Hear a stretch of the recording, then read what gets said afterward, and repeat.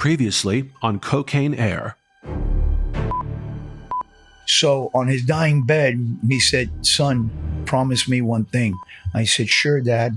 He said, "Finish the project." So I said, "I promise you I'll finish the project." And TJ Dominguez tries and tries and tries to finish the project, to get that sugar mill in Haiti off the ground, to no avail. I was just tired of being used and kicked to the curb. I really was. And that's when I decided, what's right? What's wrong? It seems as what's right is whatever works for you and you can get away with. And I'm not going to let anybody push me anymore. Everything that they do, I'm going to do better. After getting scammed twice by a couple of low-life bankers, he said, "Look, kid, you're green behind your ears. Welcome to the real world. This ain't Miami. You got nothing without me. You got a pipe dream without me."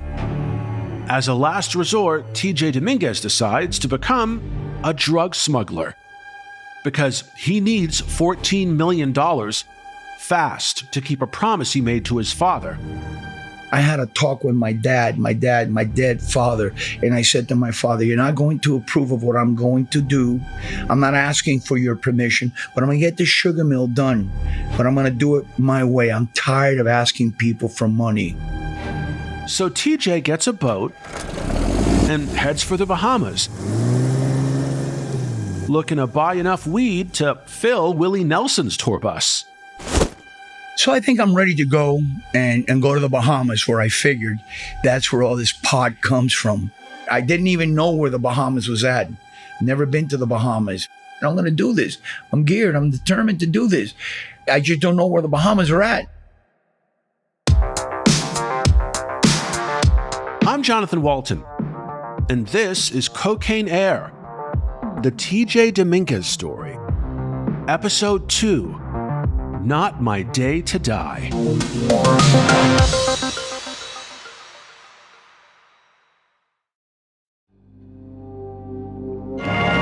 Let me see your identification. You don't need to see his identification. We don't need to see his identification. It's 1977 now, and Star Wars is the #1 movie in the country. These aren't the droids you're looking for. These aren't the droids we're looking for.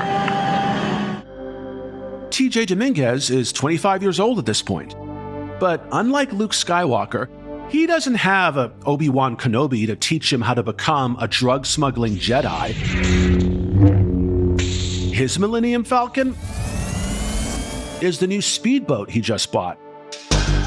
And the only Han Solo he can find is far from Harrison Ford.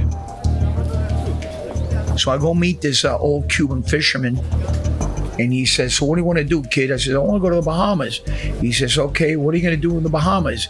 I said, "I'm going to bring in some pot. You want to go with me?" He goes, "What, are you crazy?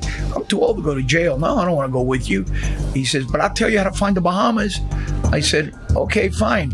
He said, "What kind of boat you got?" I said, "I've got a race boat, man. I got a Scarab, closed cabin, 454, over 1,000 horses." He says, "Do 100 miles. He says, "No, you don't need to go that fast. You go 20, 30 miles. I said, "Okay." I said, "So how do I find the Bahamas?" He says, "Okay, listen, put the stern in the bow." I'm like, "Whoa, I don't even know what you're talking about, stern and bow." All right, front of the boat, back of the boat. I said, "Where are you going to be coming out of?" I said, "I'm going to probably come out of Hollover." Hollover is actually a nude beach about 20 miles south of Fort Lauderdale. It's a great spot to launch a secret mission from because, if you think about it, with hundreds of naked, oiled-up bodies lying around, who's going to notice anything else? So he said, "Listen, here's what you do. Put the ass end of the boat against the sand and be pointing east, right? Now, hit the throttle. You don't need to go 100 miles per hour. He says, hit the throttle, maybe 2,000 or 3,000 RPMs. You're going east." He said, "Are you leaving at nighttime or daytime?" He said, "I'm going to leave at nighttime." He says, "Okay, fine. So when you don't see any more lights from the United States," he says, "now look at your watch." He says, "And look forward to the left or to the right." He says, "Within an hour, you'll see lights glowing." He says, so when you see these lights glowing, head toward those lights. That's the first island in the Bahamas. It's called Bimini. There's two of them. There's a North Island and a South Island. He says, now mind you, you got to go in between, but don't go in the middle. Because if you go in the middle of the two islands and it's low tide, you're going to bottom out your boat, you're going to sink it, and you're going to drown out there. He says, so don't do that. So you got to go all the way to the South Island, aim toward the beach, hang a quick left, parallel the sand, the shore, and you're going to slide right in between both islands.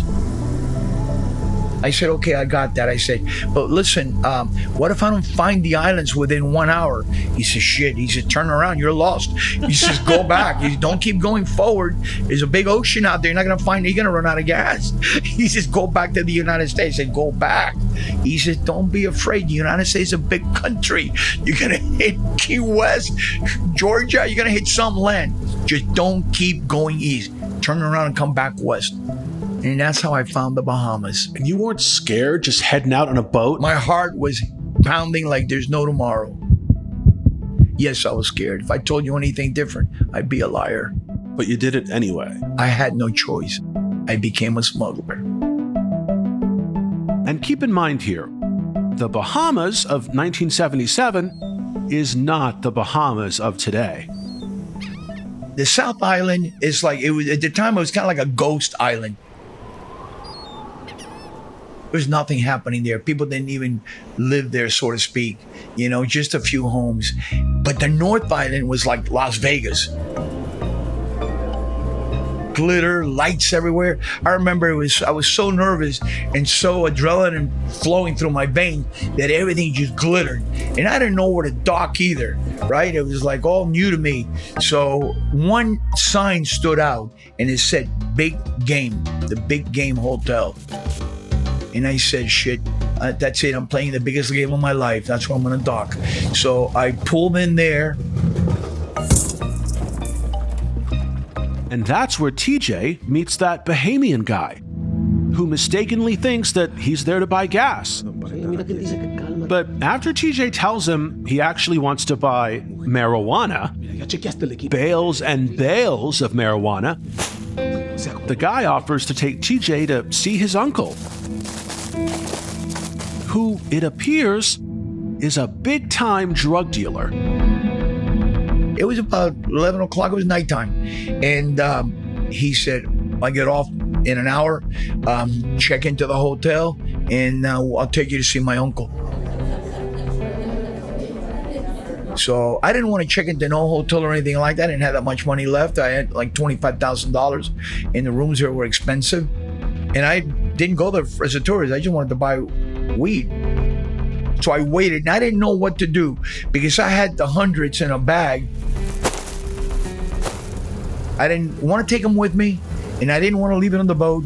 So I got a beer and just sat on the boat and waited for this guy to get off work. When he got off work, we went down the ways a little bit. The island's only 7 miles long, half a mile wide, so you don't really go far there. And we walked over to where his uncle was at. And he introduced me to the uncle and told him that I wanted to buy weight bales. At the time, again, all kinds of things are going through my head because I have to tell you, the only industry at the time in the Bahamas other than tourism, and it really wasn't all that, is piracy. You know, the islands were built on piracy. So it does exist even to today. You got to be careful out there. I mean, they'll pull up to your boat to ask him for help and they rob you. So all these things are going through my head, you know? And the guy goes, how much weight you want to buy? How much money you got? I said, I'll buy all the pot you got.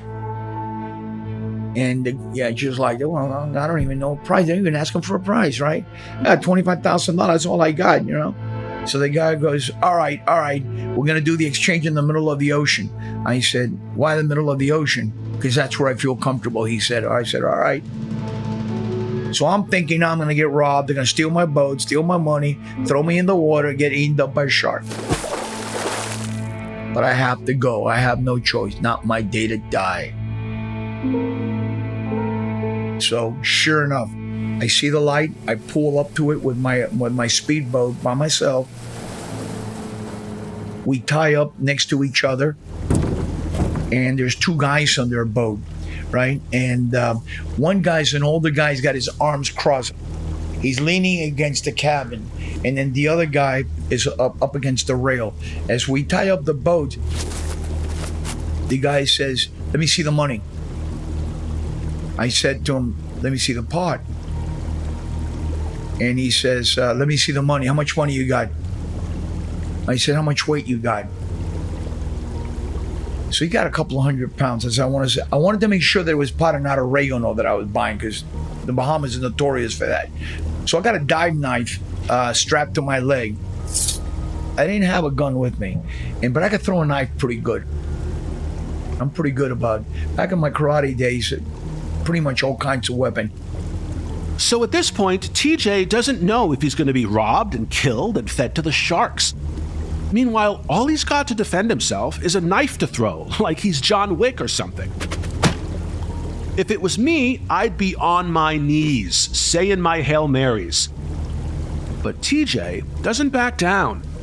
And all of a sudden, the drug dealers show TJ what they have. The guy throws 2 bales. I take my knife out and I cut a window into the bale. Right? I open it up. I want to make sure it's pot. I stick the knife deep inside. This thing was hard packed. 100 pounds each, a couple of 100 pounds of pot. And we're floating in the middle of the ocean out there, 2 o'clock in the morning, 1 o'clock in the morning, no lights, back and forth. And the guy says, "Okay, you satisfied?" I said, "All right." So I take some duct tape. I tape up the pot again. I throw it on the floor of the boat. So the guy says, "Let me see the money." So I take my money and I give it to him. He says, "How much is there?" I said, 25,000. He says, 30,000. You're $5,000 short. I said, "Well, that's what I got." Guy says to me, "Hey man, there's no credit here." I said, "Well, I'm not asking you for a credit line. I'm just asking for a little bit of trust. I want to give you 25,000. I don't have any more money." He goes, "There's no credit here. Don't you hear me?" He starts getting a little boisterous with me. And I said, "Yeah, I hear you, man." I said, "What are we going to do? Argue here about $5,000? I said, "I just don't have it." He said, "Hey, man, there ain't no credit in this business." And the other guy in the back starts, making a little bit of noise. Next thing I know, he says, "Give the kid the pot. I think he'll come back." And I say to him, "Listen, man, if I don't come back, I'm either dead or I'm in jail, but I'll come back." And the guy repeated, "In this business, there's no credit." I says, "I will bring you your 5,000 back. I promise you." So I take off that same night and I bring it back to the United States. And it's funny because in the middle of the ocean, it's okay. You're out there, you're hearing all kinds of different noises. You're looking at stars, you think they're airplanes blinking and coming after you. You start hallucinating, really. It's really amazing to be out there in the middle of the ocean on a small speedboat, And that part is not really scary at all because you're just out there with the elements. The scary part comes when you can see the shore. And when you come to the shore, and now I throttle back, and you take a deep breath, and now it's all hell gonna break loose, balls to the wall. This is it. You swim so far to die on the shore. The scariest part is the last mile. That's when it's all gonna cave in, or you're gonna be, you're gonna come out a winner. What can happen in the last mile? Get popped. Which means what? Guns, jail, embarrassment for your family, had no knowledge what I was doing.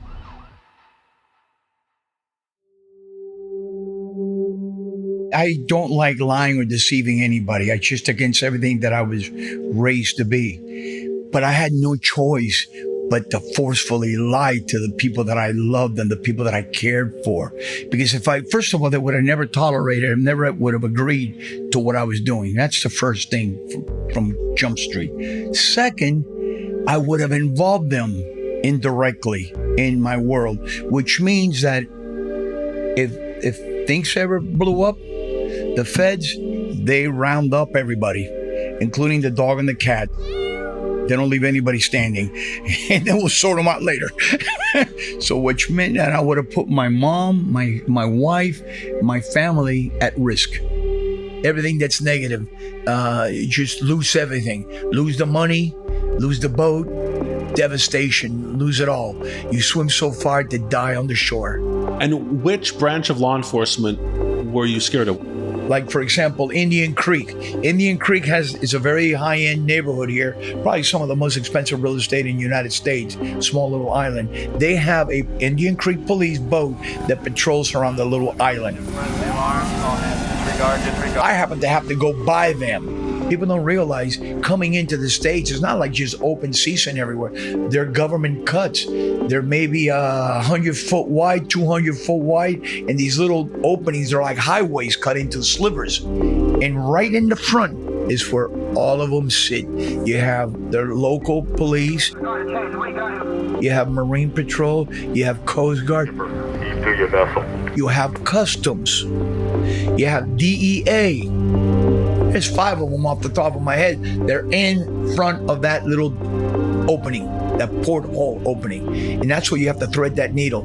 You have to hope that you can go through all of those guys without getting popped. And you did. Oh yeah, many times. And what's the secret to that? Well, the secret to that is you're really rolling the dice.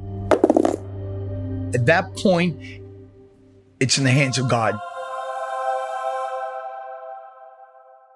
TJ's first trip is a success. And he soon proves extremely adept at the craps game of marijuana smuggling. In no time, TJ's bringing in hundreds of pounds of marijuana from the Bahamas regularly and making hundreds of thousands of dollars in the process. It's not the $14 million he needs to get the sugar mill off the ground and keep that promise he made to his dad, but it's definitely a good start.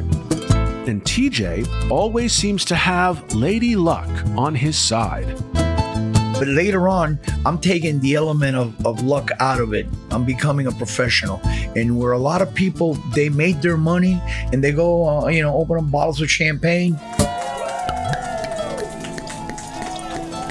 I thought things out and how can I improve on this situation? Let me give you one scenario. I'm driving a car with 200-300 pounds of marijuana in the back of the car. It was stop and go traffic on 95. I get hit by a lady. Some nice old lady hits me in the back, right? Well, she pulls over. Stop and go traffic. I have to pull over, right? So when I pull over, I get out of the car. Oh my God, I hit you. I said, ma'am, nothing happened here. Look, there's not even a scratch on the car. Oh, no. My husband says we got to call the police. I got 200 pounds of weed in the trunk. I don't want to call the police, ma'am. I don't care if you caved in my car. What I'm calling the cops, right? Well, this woman is doing what her husband told her to do. Call the police. So I'm arguing with her. Ma'am, not even a scratch is on my car. I'm not going to file a police report. Why go through all the trouble? Nothing happened here. Why don't you go your way and I'll go my way? No, because my husband said, well, 20 minutes later, I convinced this lady not to call the cops. I jump in my car. As I'm driving away, I said, how the hell can I prevent that from happening again? Then I came up with the idea of having a chase car. I put another car behind me. The other car behind me, we would be tethered FM. So we're talking on the radio. Everything alive, every little life. Right? And here's what I did. The car behind me is more of a high-end looking type of car, Corvette, Ferrari. Wherever I go, he goes. If I go left, he goes left. If I go right, he goes right. Here's what happens. If a policeman tries to pull me over, his job is to hit the policeman on the right rear of the car. You spin him around, you throw your door open, you throw a bottle of booze on the ground. You're gonna maybe have your ass kicked maybe by the cop. You're gonna be a little pissed off that you hit his car, you got booze on the ground. He's gonna make you blow, walk a straight line. You wanna keep him there as long as possible while I get away. Now here's what happens. I got great lawyers that I pay a lot of money to. And then when he says to you blow, you refuse. When I'm gone, give me that damn thing. I'll blow. There's no alcohol. Worst case scenario, your foot slipped off the brake, you hit the gas, lost control, ticket. And we're going to pay somebody for that thing to go away. You want to blend in. Traffic, for example, when I moved my drugs, I moved them from 9 to 5 in heavy traffic. Because now you're increasing your odds of arrival.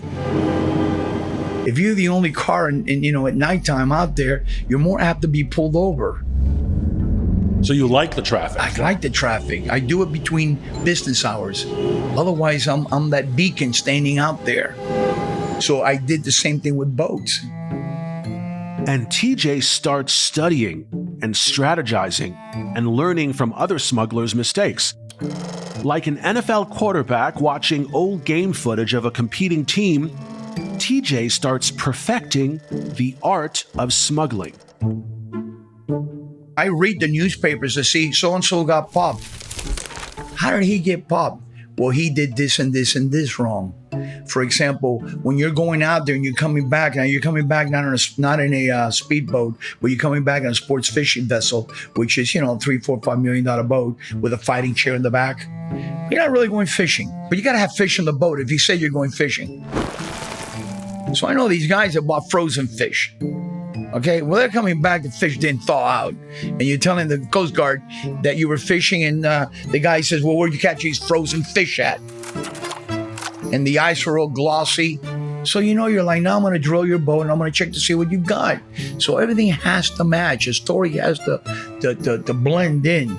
That's why I stress to my guys, when they're in that type of vessel, I made them wear uniforms. I made them wear white uniform, white shoes, gold bars. You got to fit the part. Otherwise, you've got a guy with a scruffy outfit, blue jeans with holes, and a $5 million boat. Something there doesn't look right. It's all about the details. And then on the speedboats, what I did later on to, increase my odds of coming in, what I did was I put spotter boats. I hired a guy to hire a bunch of little boats. Okay, that's my security system. What the purpose of these little boats were, they would go up and down the coast as I'm coming in. TJ's got all these boats dancing together, choreographed like an aquatic ballet. And he's actually bought a house now on the water to unload the hundreds of pounds of marijuana he's smuggling. So if I'm coming in with my speedboat, with my shadow boat behind me, or side by side, we tie up, right? Now we're maybe 5 miles out, 3 miles out. We're tied up. We got no lights on the boat. We're shut down. Now I get on my radio and I radio my top security guy. I say, how does the driveway look? And then he'll answer back, mother-in-law's in the driveway. What that means is that the little spotter boats are going up and down. Let's say you're on a boat, right? So hey man, I dropped my lighter in the water. Can I get a light? And they're gonna come up to you and see if you're fishing. If there's no fishing gear and there's 2-3 guys in blue jeans, chances are, this is the heat. This is the police. This is DEA. This is custom. So that's a problem. And that's what their job was, to just go and interview people on their boats, talk to them. Hey, are they biting? Oh, I don't know. Hey, you're not fishing? That kind of stuff. And then they report to my main head guy. And then my head guy reports to me. Mother-in-law's in the driveway. Sit tight. How far out are you? I'm 5 minutes out. Okay, she's moving. Hit it. So now I send the lead boat. The shadow boat goes out first. And I stand back and look at the shadow boat.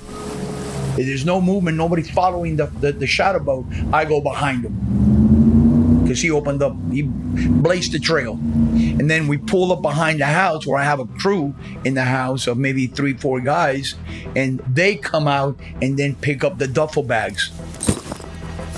I jump off the boat, and you never keep these high-speed boats in the back of the house because you bring heat to the house. So what happens is I come off the boat, my crew comes off the boat, another crew gets on the boat, Guys pick up the duffel bag, bring it inside that house, which is on the ocean. Another captain jumps on that boat, takes that boat to a marina, which is owned by a friend of mine. The boat sits in the marina. The next day, that boat's going to come out of the water, go on a trailer, and go into a warehouse. We're going to clean the boat out, clean it, wax it, get it ready again to go next week. So that boat is there.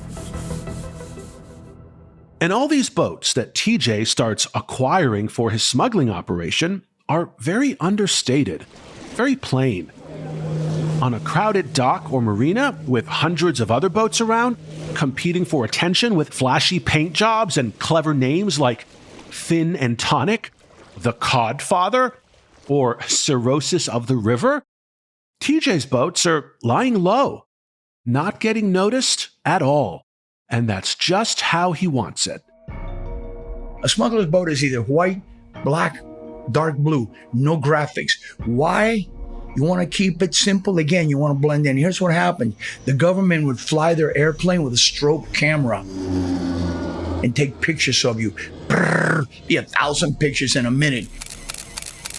Well, they can't arrest you, obviously, but here's what they do. If you've got one-of-a-kind boat with graphics that are easily identified, what do? They print this out, they post this out, they start looking for that boat. Here is the boat that we saw with drugs. Now you just heated up your boat. Now that you're gonna put a transponder on your boat to track you a bug, or they're gonna keep a profile on your boat. So these are all these little detailed things that make towards success or failure. It's like a game of chess in the water. You have to try to outthink the guy that's trying to outthink you.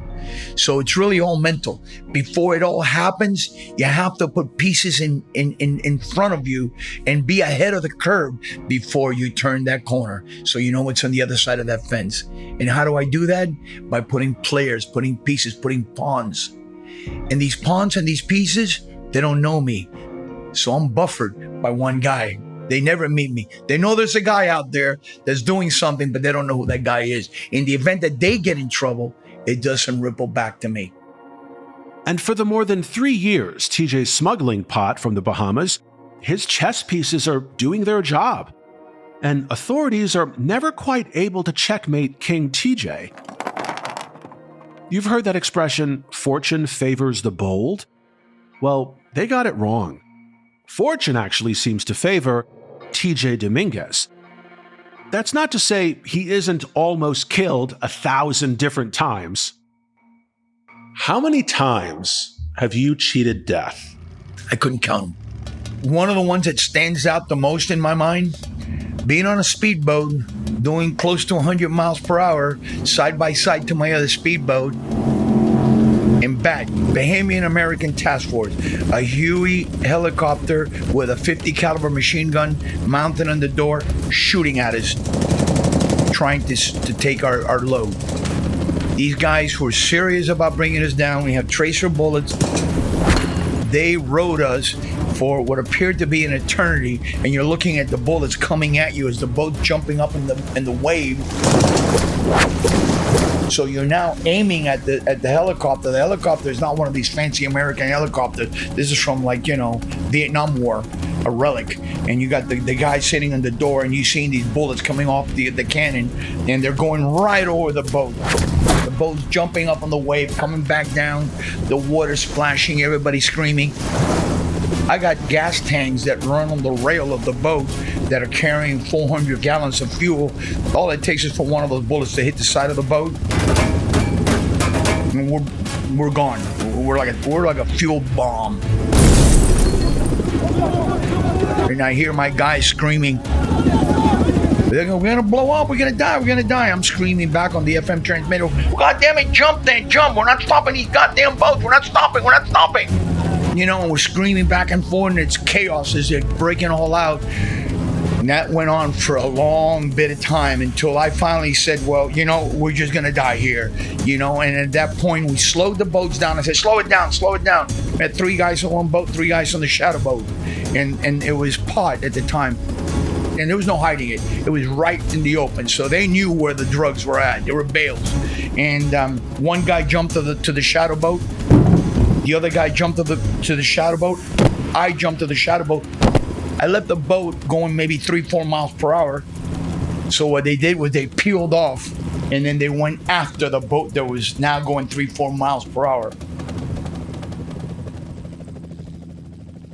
God, I feel like I need a cigarette or something after that. Back in those days, I don't want to say that there's corruption because I don't want to. It's not a government thing, individual things. People make choices. People make good choices.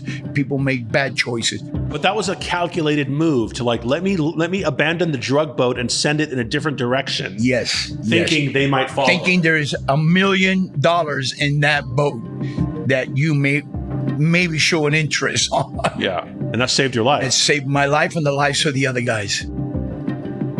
By the early 1980s, TJ's marijuana business is humming along. He's captaining a bunch of boats and smuggling bales and bales of weed into South Florida. And he's making a lot of money doing it. But he's also losing a lot of money too.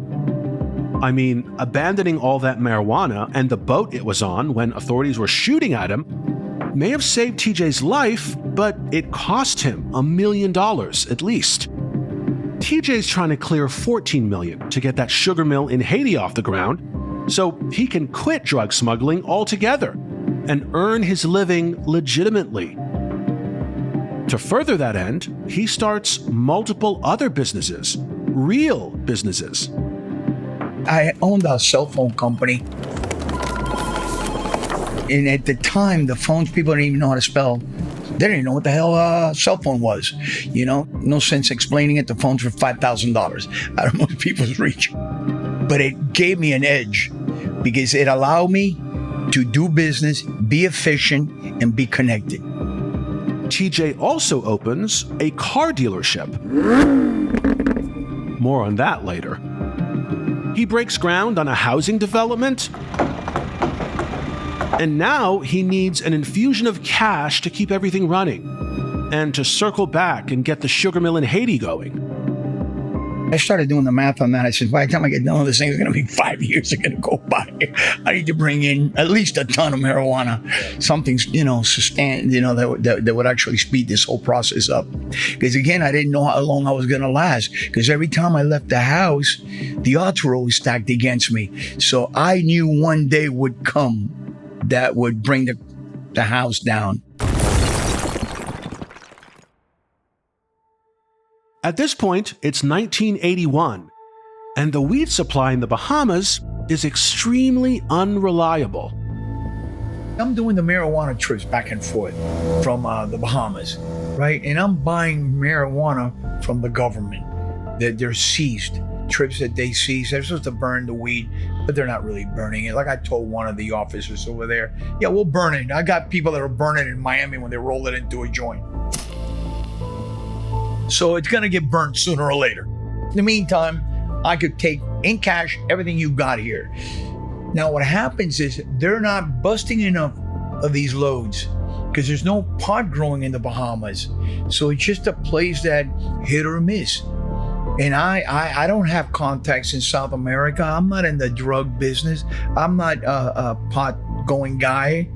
So I'm depending on these people that I knew to provide me with marijuana. How is that working out? 200 pounds, 400 pounds, 500 pounds, maybe 800 pounds, back to 200 pounds. And, doing 200 pounds of weed at a time, I wasn't really setting the world on fire. But what's happening is I need $14 million to complete the sugar mill project. This is going to take forever. So I'm doing the math on this thing, and I'm got my arms crossed now, and I see that I've got, let's say, $300,000-$400,000, and I got $200,000 or $300,000 a pod, and I'm sitting around waiting for more pod. I got more money than I can buy with pod. So how do you solve that situation? You got to go where the pod grows. Where does a pod grow? Colombia. I can't take a speedboat down to Colombia. So how do I get to Colombia?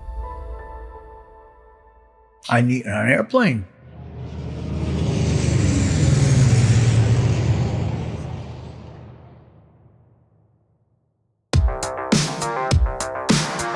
To see some incredible photographs documenting TJ's life, go to cocaineair.com.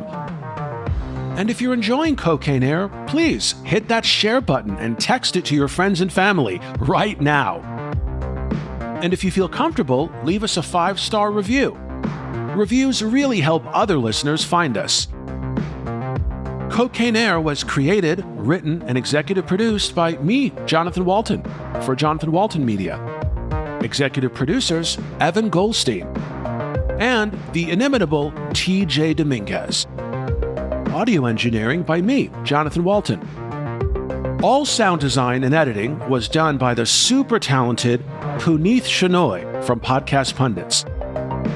And the Cocaine Air cover art is by Bobby Animation. We've got a lot of fascinating untold stories like Cocaine Air coming down the pike at Jonathan Walton Media, so subscribe and keep an ear out.